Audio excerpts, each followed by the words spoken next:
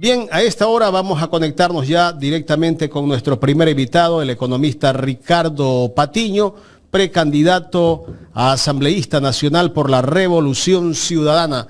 Economista, buenos días, gracias por aceptar conversar con nosotros en esta mañana aquí en Ecuador en directo. Bienvenido.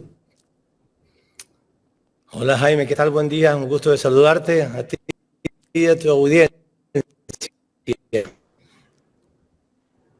Economista, ¿cómo le va? Buen día. Tenemos, parece ser, un pequeño problema con la señal. Ojalá se vuelva a estabilizar.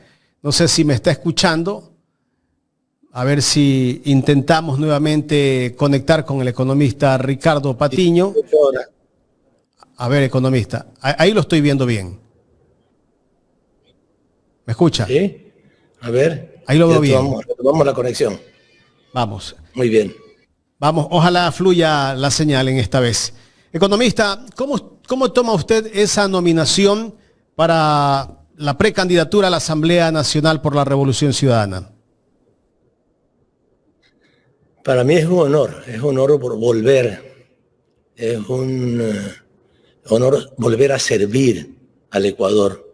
Lo hice desde algunas funciones en Rafael Correa y bueno, dediqué toda mi vida antes de lo que dediqué una mayor parte a servir al Ecuador distintos espacios en el trabajo social, particularmente con la clase obrera, con los pobladores de Guayaquil, de mi ciudad natal, en una organización que se dedicó a denunciar la deuda externa, una cooperativa de ahorro y crédito para personas de muy escasos recursos económicos. Esa fue mi vida. Y ahora volver a trabajar con mi pueblo. ¿Cuánto tiempo fuera del Ecuador? No sé si damos la señal. Sí, está congelada la señal. No sé si sale y vuelve a entrar para intentar mejorar la señal. Economista Ricardo Patiño, si me está escuchando, por favor, esperemos que podamos establecer una señal que no se vuelva así tan cortante y podamos seguir con este diálogo con el economista Ricardo Patiño. Gracias a la audiencia. No se olviden, los que están conectados, empezar a dar like a esta transmisión. Es importante que pongan el like. Se suscriban también al canal los que no están suscritos. Los invitamos a suscribirse. Vamos a ver si podemos nuevamente tomar el contacto con el economista Ricardo Patiño. A ver, veamos. Esperemos que esta vez sea la vencida, economista. ¿Ahí me escucha? Economista Ricardo Patiño, ¿me escucha? Bueno, algo pasa con la señal. Es que parece ser que él está en el aeropuerto y está justamente por salir de viaje y eso hace que la señal tal vez no sea tan estable. Me confirman, Jorge, si es que lo tenemos nuevamente, al economista Ricardo Patiño. Saludos para Javier Banguera en Esmeraldas, Berta Marina Obaco Arias. Señores, Ecuador en directo, muy buenos días, gracias, mi querida Berta Marina Obaco Arias. Javier Banguera, corte, dice, no está buena la comunicación. Edgar Alvarado dice, saludos amigos y hasta la victoria siempre. Carajo, dice. Ronald Balcázar, buen día. Lai 74, saludos desde Piñas, Orquídea de los Andes. Bernarda, excelente día, Ecuador en directo. Jaime, Jorge, les cuento que Carlita sigue complicada con la salud, está tratando de recuperarse, esperemos que esté mañana. Hoy nos acompañará nuevamente Gustavo Jiménez, va a estar en estudios, está por llegar a los estudios mi compañero Gustavo Jiménez. Saludos para Gilbert Zambrano también desde Chone, los veo todos los días, dice. Lina Peñaranda, saludos desde Ambato, Tierra de Flores. Fancy Pansy, saludos desde Manabí, Portoviejo, Dios los bendiga. Julio Delgado, dice Julio Delgado, saludos desde Queens, New York, feliz día. Ronald Balcázar, nuevamente Franz Ochoa, Luis Antonio Hernández Marcial también nos está viendo. Nelly, ADN Construye, hablan que son honestos los que participan. Mil disculpas, entonces yo soy revirgen, dice Nelly. Washington Napa, saludos desde Guayaquil. Juanaria, llegué, dice Juanaria, buenos días. Ya está conectada Juanaria. Shirley Flores, muy buenos días, Jaime, un abrazo, bendiciones. María Belén Silva, saludos a todos los que queremos un país libre. Bueno, aquí está un Florindo. Lindo día, dice. Para toda la gente que nos está viendo. Yolandita Martínez también nos ve en Toronto, Canadá. Un abrazo para Yolandita. Miguel Cabezas, inmensas bendiciones. Ecuador en directo. Escudo de la verdad, felicidades, dice. Tío Mario, buenos días, Patria Grande. Gracias, mi querido tío Mario. Bueno, vamos a intentar nuevamente conectarnos con el economista Ricardo Patiño. Economista, a ver si ya esta vez es la vencida. A ver, vamos a ver.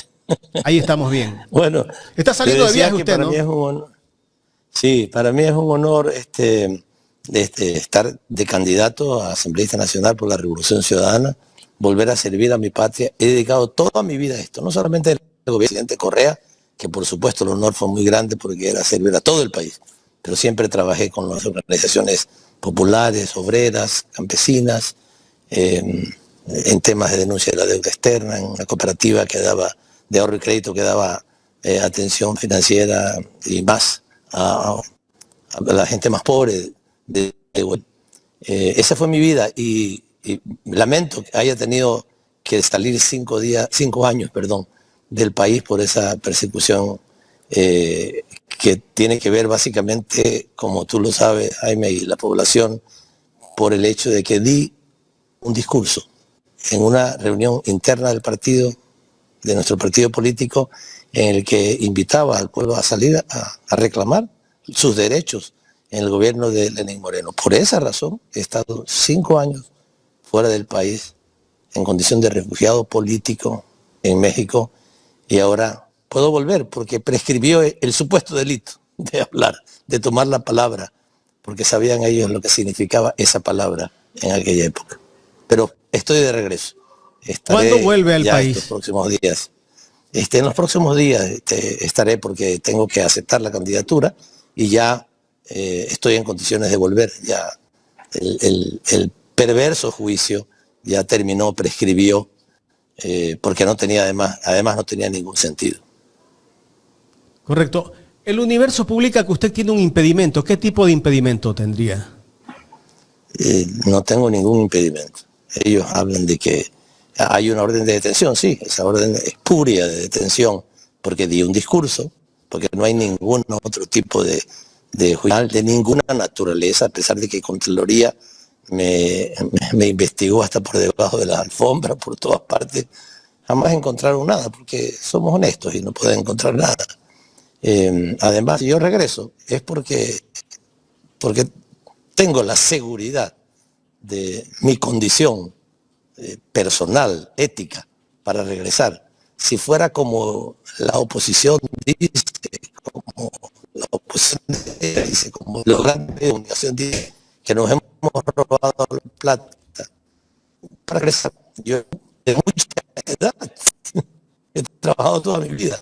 Claro, pues si supuestamente he robado la plata, la disfrutando afuera. Esa plata que por supuesto no hemos robado, no hemos robado. Si regreso es porque seguimos teniendo un sentimiento de amor a nuestro pueblo. Por eso regreso. Con ese ferviente deseo de seguir sirviendo a mi pueblo, en este caso ahora desde la Asamblea Nacional. Pero yo creo que es una cuestión elemental de lógica, ¿verdad?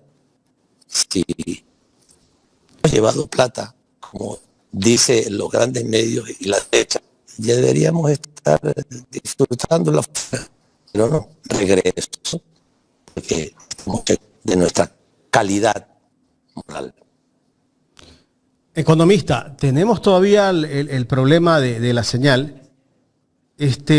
No sé si lo podemos hacer vía telefónica para poder llevar adelante este diálogo, porque a rato se vuelve nuevamente endeble esta señal, no está estable.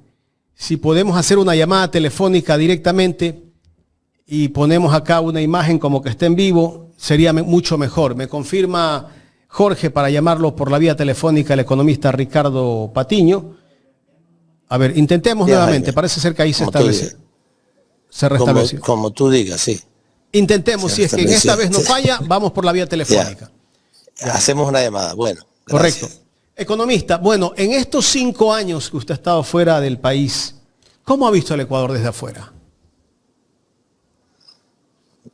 Un deterioro como nunca pudimos imaginar,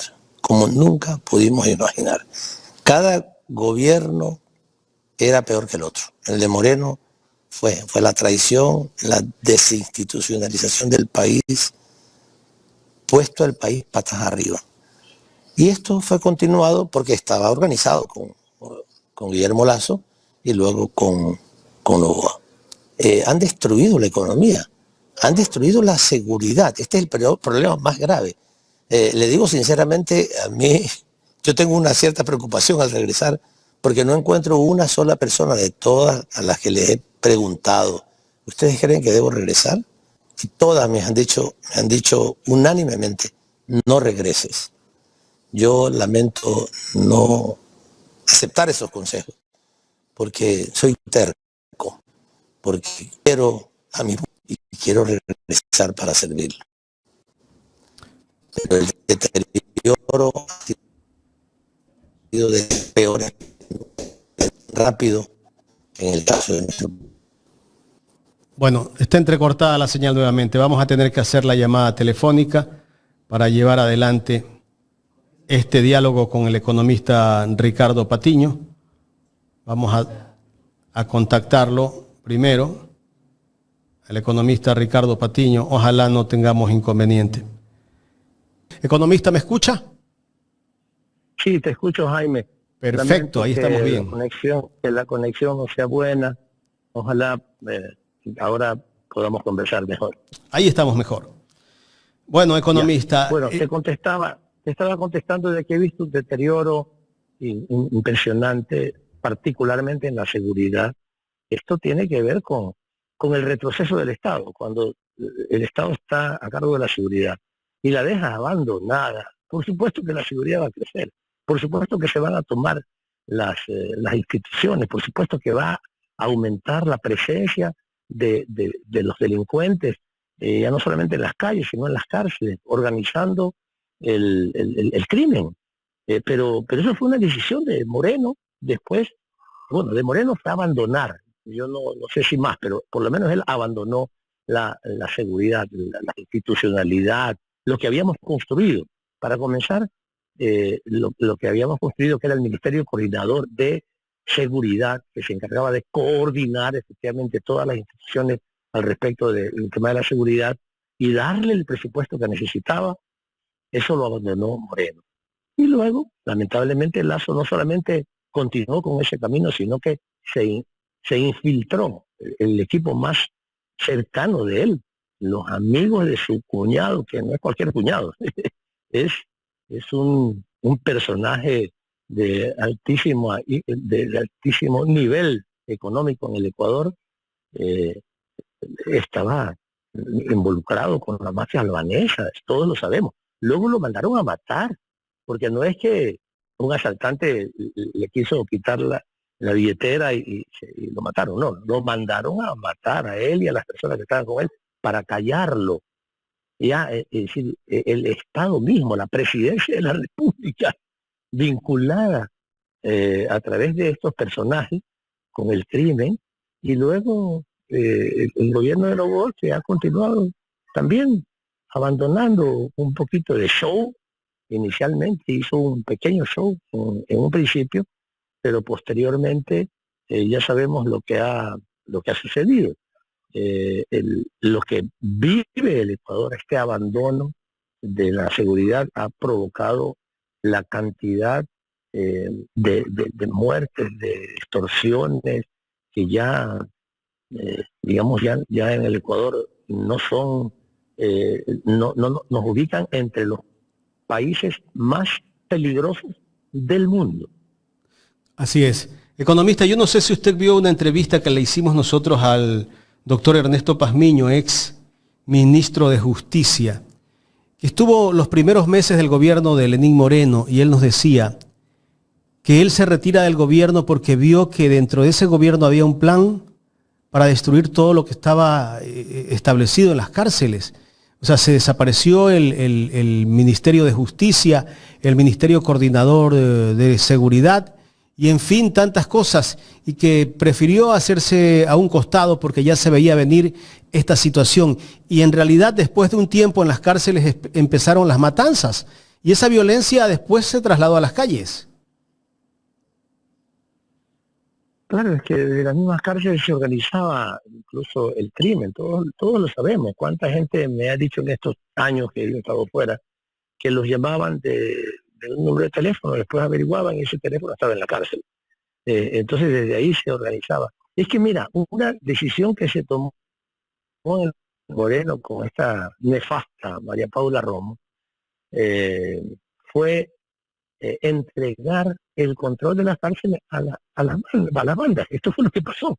En nuestro gobierno existían distintos, digamos, cárceles de distintas condiciones, de distinto nivel de seguridad, pabellones, etcétera, y se ponían a las personas privadas de libertad en los pabellones que correspondían a atenuados, mayor peligrosidad, extrema peligrosidad. Se ubicaba, digamos, a las personas que habían cometido delito o que estaban muy cerca en función de su nivel de peligrosidad. Pero en el gobierno de Moreno decidieron ponerlos por bandas. Entonces los organizaron. Esto es real. Esto recién lo supo. Ellos lo organizaron a las bandas en las cárceles. Estaban enconchavados, definitivamente, desde el gobierno de Moreno y después, porque además tenían incluso la desfachatez, Jaime, de decir cuando, me acuerdo que un día hubo como 100 muertos en unas cárceles, en varias cárceles. En total creo que van como 400 o 500 muertos en las cárceles, lo cual es una barbaridad, eso es impensable.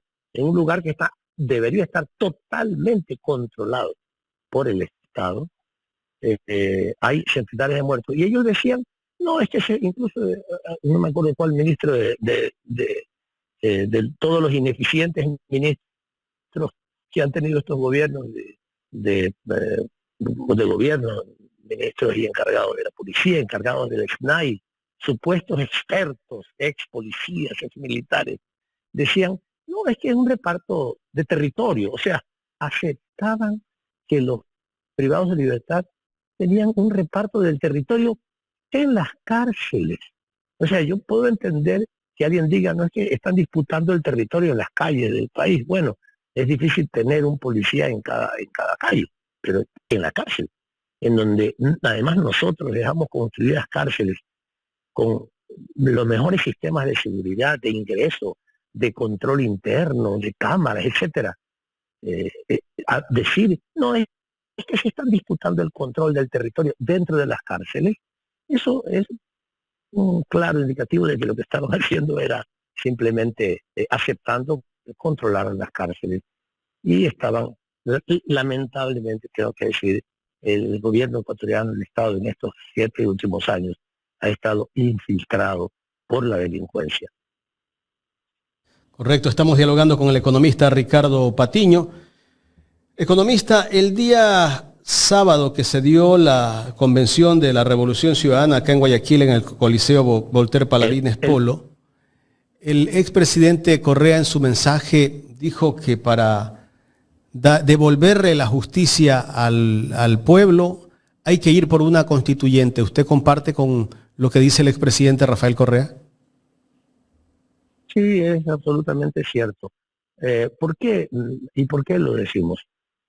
Alguien dice, no, pero ustedes dijeron que esa constitución que se hizo en el 2008 iba a durar mucho tiempo. Claro, los principios fundamentales de la constitución deben mantenerse. Tal vez hay que hacer algunos cambios, ¿sí? Porque en la vida uno se va dando cuenta de algunas correcciones que hay que hacer, pero especialmente porque hay que volver a la letra y al espíritu de la Constitución, que la destrozaron estos gobiernos. O sea, hay que decir que el gobierno de Moreno y el famoso Trujillato, que fue justamente con lo que comenzó el desastre en el Ecuador, ellos violaron totalmente, terminaron con las nominaciones, con las designaciones, con las elecciones que se habían hecho de funcionarios del Estado en distintas funciones, además cometieron el delito de haber acabado, de haber destituido a la Corte Constitucional, que según la Constitución no puede ser objeto de una destitución, como la hizo Trujillo y Moreno. Pusieron a quienes les dio la gana en el Consejo de Participación Ciudadana, que es justamente el que organiza la selección de los funcionarios en general, del Contralor, fiscal, etcétera. Le dieron el cargo del fiscal general de la República a una señora que sacó en una evaluación real, en la que era por escrito 10/20. Nombraron a Shelley de Contralor, cambiaron a los procuradores, como lo hemos dicho también, un procurador, imagínense, un procurador del Estado, o sea, el abogado del gobierno del Estado ecuatoriano, al que le preguntan si el BID es un banco, dice, no, el BID no es un banco, el Banco Interamericano de Desarrollo no es un banco, no es un banco. ¿Qué es? ¿Una casa? ¿Un club? ¿Qué es? O sea, toda esa gente que puso a dedo Moreno y Julio César Trujillo, lo oyeron violando la Constitución. Por tanto, es necesario refundar el país de alguna manera, revivir al país del desastre al que se lo ha llevado, y esto requiere la organización de una asamblea constituyente que pueda reinstitucionalizar el país. Esto es absolutamente indispensable. Y usted es candidato a la asamblea. ¿Qué va a pasar si llega a ganar la Revolución Ciudadana y se convoca a la asamblea constituyente? ¿Qué va a pasar con la asamblea? Bueno, en la ocasión anterior, en el año 2008, comenzó en el 2007 y terminó en el 2008, en el 2008, se hizo la Asamblea Nacional Constituyente de plenos poderes y quedó en suspenso la Asamblea Nacional. ¿Puede pasar eso? Pues hay que ver qué tipo de constituyente se llama, y si esa constituyente implica que nos vamos a la casa, nos vamos a la casa. No hay problema, el pueblo ecuatoriano puede designar a sus representantes, o a lo mejor esa asamblea constituyente, y sí, por eso depende de qué tipo de asamblea se establezca, puede dejar en suspenso la función de los asambleístas y luego volver a sus funciones después de que se hagan los cambios que la constituyente decide hacer. Pero, insisto, normalmente la Asamblea Nacional Constituyente tiene plenos poderes y por tanto podría decidir lo uno o lo otro. Podría decidir que los asambleístas queden en suspenso mientras se lleva adelante la asamblea. Incluso la constituyente incluso podría también decidir que funcionen paralelamente, de tal manera que, insisto, eso depende de la manera en que se organice la Asamblea Nacional Constituyente. Puede ser de una o de otra manera. Economista, usted fue ministro de Economía de nuestro país, también fue ministro de Defensa. ¿Qué criterio tiene usted con el tema de ejecución presupuestaria del gobierno, que apenas hasta el mes de julio, al séptimo mes del año, llegaba al 21%, y uno de los ministerios que en este momento maneja el tema de seguridad, que es el Ministerio de Defensa, tenía el 2% de ejecución presupuestaria? Mira, este es uno de los atropellos. Esto es un atropello para el pueblo ecuatoriano. O sea, es tener la plata, es tener el presupuesto y no cumplirlo. Eso les pasó a todos los últimos 3 gobiernos. Utilizan el 2%, aplican, cumplen, ejecutan el 2%, el 5%, el 10% del presupuesto que tienen. Y lo peor, ya que imaginémonos que no lo apliquen a ver, ¿cuál digo? Que no cometa un error. No, mejor no voy a decir eso, pero solamente digo, ¿qué pasa si no ejecutan el presupuesto en seguridad, Jaime. Si no ejecutan el presupuesto de seguridad, están mandando a matar a la gente. Porque eso significa que no le compran chalecos a los policías, que no compran los vehículos que se necesitan, que no compran los instrumentos, los equipos de comunicación, las cámaras, los equipos de transporte. Eso es criminal, Jaime. No es cualquier cosa. No es un errorcito. No, es que no cumplimos. Imagínate que, pongo el ejemplo, digamos, por un lado, el ejemplo de una carretera. Ya no hicieron una carretera. Bueno, qué malo que no hayan hecho una carretera. Sí es malo, es grave, pero no es tan grave como no ejecutar el presupuesto de seguridad, que es en donde más han fallado. Recuerdo que el año pasado veíamos que el gobierno de Guillermo Lasso se había ejecutado el 2%, el 5% del presupuesto de seguridad, de la inversión en seguridad. Esto es terrible. Pero por otro lado también es muy grave que, como ya sabemos que ha pasado en los últimos tiempos, se haya reducido la inversión pública, especialmente en una situación de crisis. Tuvimos la pandemia y bueno, han llevado al Ecuador también a una situación de crisis, porque como han estado gobernando dos banqueros, no olvidemos que Noboa también es banquero, el dueño del Banco Litoral, de su padre, él es uno de los responsables de toda la corporación Noboa, y el otro, Guillermo Lasso, el dueño del Banco de Guayaquil.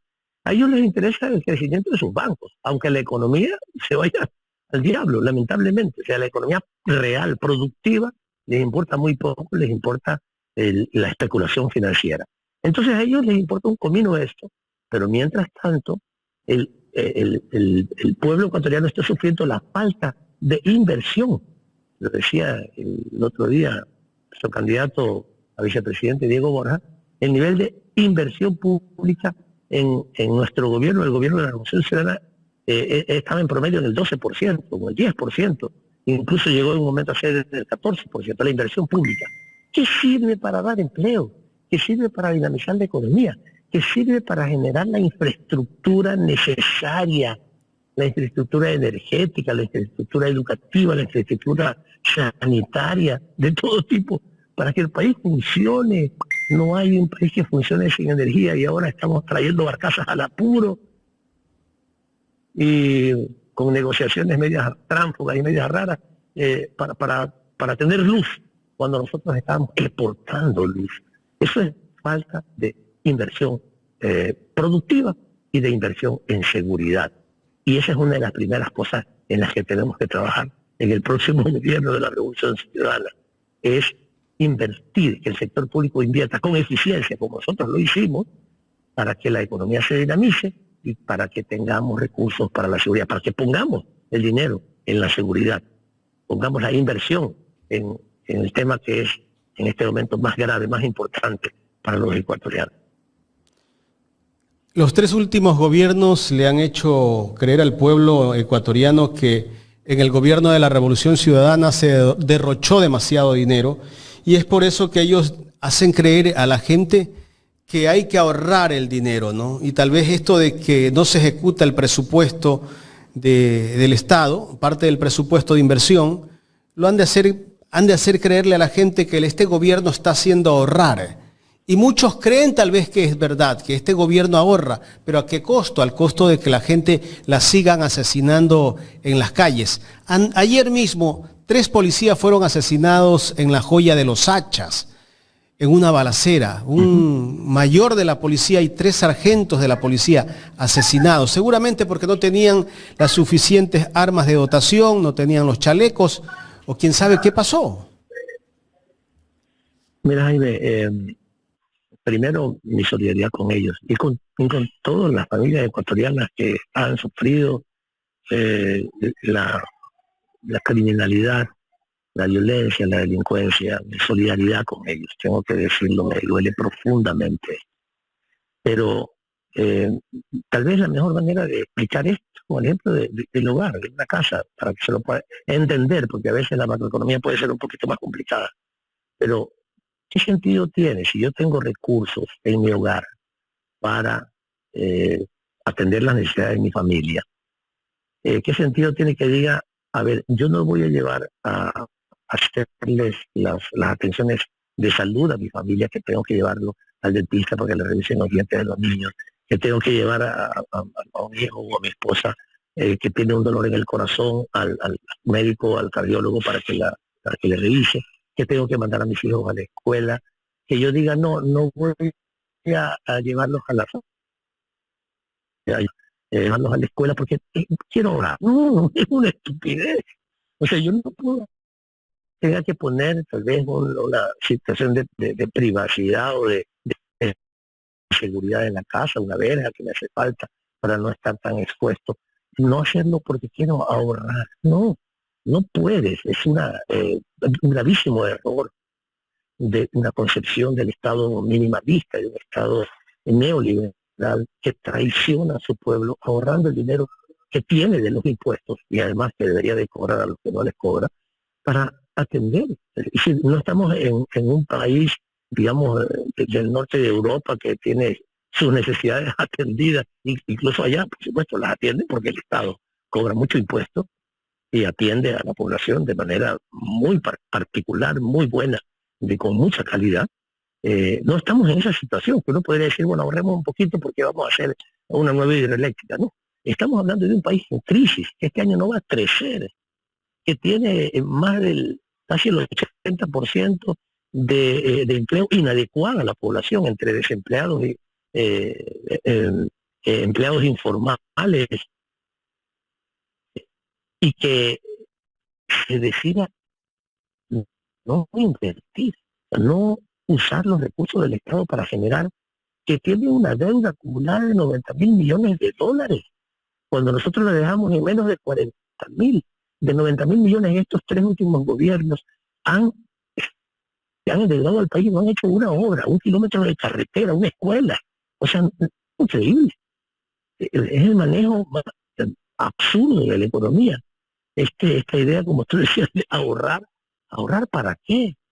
Necesitamos invertir, necesitamos utilizar los recursos del gasto corriente indispensable para que la gente viva medianamente, razonablemente bien, que el Estado dé los servicios que no está dando. No tiene más mínimo sentido el argumento de que están ahorrando, atentar contra el derecho elemental de la población de vivir con un mínimo de dinero. Correcto. Economista, ya en la recta final de este diálogo, me dice si ya tiene que cerrar, porque entiendo que está por salir de viaje. ¿Me confirma? Sí. No, yo te agradecería la última preguntita porque tengo que salir. Sí. Ya, finalmente, economista, a pesar de la crisis que vive el país, en el 2023 la banca fue los que más ganaron dinero durante ese año. ¿Qué significa esto? Eso es lo que se llama el estrangulamiento del sector productivo por parte del sector financiero. Es el peso y la falta de regulación, la falta de control. Cuando no hay control al sistema financiero, y el sistema financiero puede cobrar las tasas de interés que quiere, que le da la gana, cuando no hay la obligación de conceder créditos, de repatriar los recursos al Ecuador para que puedan ser canalizados a la actividad productiva y también preferiblemente a los pequeños y medianos productores, pasa lo que pasa. La economía no crece. Este año el Fondo Monetario y el Banco Central estima que vamos a crecer al 0.1%, o sea, nada. Pero los bancos tienen el mayor rendimiento porque trabajan con el dinero de todos nosotros sin ningún criterio que tiene que ver con el desarrollo. El único criterio es la rentabilidad y nada más. Y ese es un gravísimo error. Y por otro lado, las instituciones financieras del Estado no cumplen con su papel. Las superintendencias de bancos no cumplen con su papel tampoco regular, y no hay una política pública, una política crediticia del Estado ecuatoriano que conduzca hacia el desarrollo, que priorice el destino de los recursos financieros de la banca, que debe ser un servicio público, porque ellos manejan el dinero del sector público, lo manejan privadamente, pero igual tienen que hacerlo con un sentido de fomentar el desarrollo, que se debe ser su razón principal de ser. Sin embargo, no lo es. Por eso es que tenemos lo que tenemos. Ellos llenándose las arcas de sus bolsillos con el nivel de crecimiento de la rentabilidad, y las empresas en una situación de pandemia prácticamente. Así es que esas cosas tienen que cambiar. Eso cambia desde la gestión pública, eso cambia desde la política financiera, imaginando, teniendo dos banqueros en estos últimos de gobierno, pues no hay ningún deseo de hacer, de generar una política pública, un control del sistema financiero que permita justamente que esos recursos se destinen al bien principal, digamos, al objetivo principal, que es el desarrollo del país. Economista, muchísimas gracias por su tiempo. Eso va a cambiar en el próximo gobierno. Así esperamos. Muchísimas gracias, economista. A ti, Jaime, muchísimas gracias. Un saludo a tu audiencia. Nos veremos pronto por allá. Correcto. El economista Ricardo Patiño, ex canciller de la República, ex ministro de Defensa, ex ministro de Economía y Finanzas, conversando en esta mañana con nosotros aquí en Ecuador en directo.